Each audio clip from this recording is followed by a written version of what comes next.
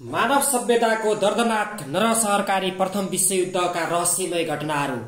सन् 1914 जुलाई 28 को दिन तत्कालीन अस्ट्रिया हंगेरीका राजकुमार आर्कड्युक फर्डिन्यान्डको र उनको श्रीमतीको हत्यापछि यस युद्धको सुरुवात भएको थियो।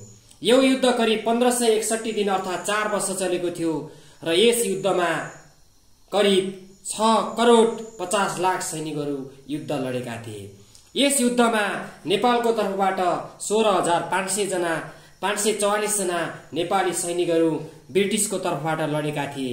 यस युद्धमा एकातर्फ जर्मनी, अस्ट्रिया र टर्की थिए भने अर्कोतर्फ इंग्ल्यान्ड, फ्रान्स, इटाली, अमेरिका र जापान आदि देशहरू रहेका थिए। यो युद्धमा जर्मनी र जर्मनी पक्षका राष्ट्रहरूले अत्यन्त नराम्रोसित पराजित हुनु परेको थियो र जर्मनीको उपनिवेशमा रहेका सम्पूर्ण राष्ट्रहरू मित्र राष्ट्रहरूको कब्जामा गएका थिए र जसले गर्दा युरोपका 3 साम्राज्यहरू अस्ट्रिया, टर्की र रुसहरू धराशयी भएका थिए।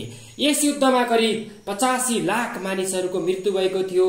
2 करोड मानिसहरू घाइते भएका थिए भने करिब 2 अर्ब अमेरिकी डलर यो युद्धमा खर्च भएको थियो र यो युद्ध विधिवत रूपमा सन् 1918 नोभेम्बर 11 मा अन्त्य भएको थियो, जसको फलस्वरूप 1920 जनवरी 10 मा लिग अफ नेसन्सको स्थापना भएको थियो।